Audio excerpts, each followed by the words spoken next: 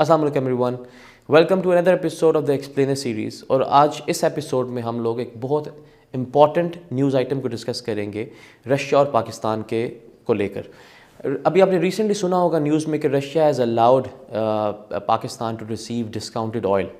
ہمیں پتہ ہے کہ رشیا کے اوپر جب سینکشنز لگی تھی آفٹر اٹس یوکرینین انویژن، تو انڈیا، چائنا اور دیگر ممالک کو رشیا نے $30 $25 $29 کے ڈسکاؤنٹ تک آئل جو ہے پرووائڈ کیا ہے. تو پاکستان سے مطلب یہ ڈپلومیٹکلی انٹرنیشنلی کویشچن کیا جاتا تھا کہ پاکستان کیوں نہیں پھر اس طرح کر رہا.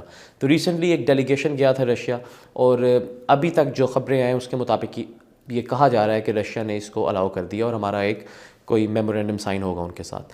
بٹ اس ویڈیو میں آپ کو تھوڑے سے چیلنجز بتانا چاہتا ہوں کہ کیوں مجھے لگتا ہے یا کیوں ایسی ڈیولپمنٹ کو مٹیریلائز ہونے میں تھوڑا ٹائم لگ سکتا ہے، یا ایسی ڈیولپمنٹ مٹیریلائز ہی نہ ہو سکے. اس کے کچھ ریزنز بتانا چاہتا ہوں ویری کوئکلی.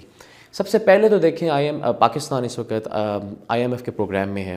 IMF ایک US کا ادارہ ہے، US کی اس کے اندر ڈومیننس ہے. دوسرا، پاکستان لیکوڈیٹی کرائسس کے اندر بھی چل رہا ہے. ہم نے پچھلی ویڈیو میں دیکھا کہ پاکستان کے ریزروز کتنے کم ہیں، ہمارے پاس 1 مہینے کے ریزروز رہ گئے ہیں. تو اس سب سینیریو کے اندر Pakistan can not afford to sort of distance the US اور دا ویسٹ، جو کہ ہم کر سکتے ہیں اگر ہم رشیا کے آئل کو پرچیز کریں گے. انڈیا، اب ساتھ ہی آپ کا کویشچن آئے کہ انڈیا کے ساتھ ایسا کیوں نہیں ہے. انڈیا کے جو سوورن اسپیس ہے، ان کی اکانومی 5th لارجسٹ اکانومی ہے، ان کا US کے ساتھ ایک ڈفرینٹ ریلیشن شپ ہے. پاکستان وہ سوورن اسپیس انجوائے نہیں کرتا، تو there can be problems for Pakistan.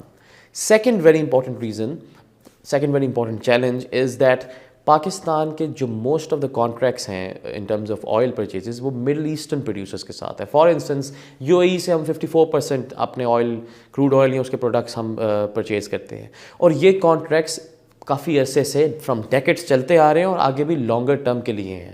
اگر ہم رشیا سے آئل پرچیز کرتے ہیں جو کہ اتنی زیادہ اماؤنٹ نہیں ہوگی، تو Pakistan can also jeopardise its current relations with the middle eastern producers, جن سے ہماری مین پریپونڈرنس ہے آئل کی پرچیزز کی.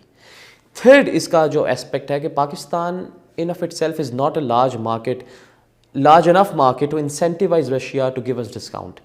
اس کی آپ ایگزامپل دیکھیں، پاکستان کی جو ڈیلی آئل کنزمپشن ہے وہ ہے 500,000 بیرلز پر ڈے، اور پاکستان کا اس وقت رشین بلینڈ کوئی بھی نہیں ہے. India for instance example 10% daily جو انڈیا کا یوزیج ہے وہ رشین آئل اس میں شامل ہے. اب اگر ہم سیم اماؤنٹ پاکستان کے لیے بھی کریں تو it amounts to $1.2 billion for Russia, جو کہ رشیا کے لیے کچھ بھی نہیں ہے، پاکٹ چینج کے برابر ہے. کیونکہ رشیا $30 سے $33 ارب تو یورپ سے، جن کے ساتھ ان کی جنگ چل رہی ہے اور جن کے ساتھ جنہوں نے سینکشنز لگائی ہیں ان کے اوپر، ان سے خرید رہے.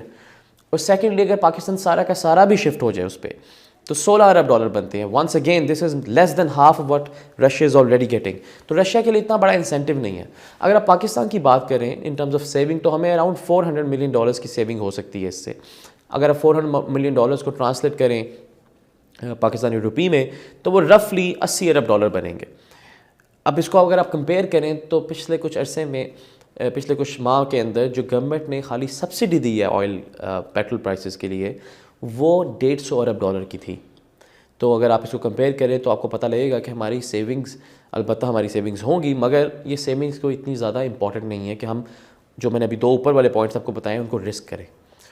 اگلا پوائنٹ، ایک اور پوائنٹ جو بہت امپورٹنٹ ہے، وہ ہے ٹیکنیکل پوائنٹ. دیکھیں جب آئل کی ڈفرینٹ فارمز ہوتی ہیں، سویٹ آئل اور سویٹ کروڈ آئل اور سور کروڈ آئل. سویٹ اور سور کے اندر کیا فرق ہے؟ سلفر کانٹینٹ کا. سلفر کانٹینٹ امپیورٹی ہوتی ہے، اگر وہ کم ہے تو سویٹ ہے، آف کورس اس کی پرائس بھی مہنگی ہوگی. سور، اگر وہ سلفر کنٹینٹ ہائی ہے تو وہ سور ہے اور اس کی جو ہے پرائسز بھی کم ہوں گی. رشیا کا جو آئل ہے that is high in sulphur content. اس کے اندر جو ٹیکنیکل ایشو یہ ہے کہ ہائی سلفر کنٹینٹ آئل کو اس کو ڈسٹیلیٹ کرنے میں، اس کی آکسیڈیشن کے اندر ایک تو کاسٹ زیادہ ہوتی ہے، دوسرا اس میں کروژن ہوتی ہے ان پائپس کی، اس ریفائنری کے مٹیریل کی.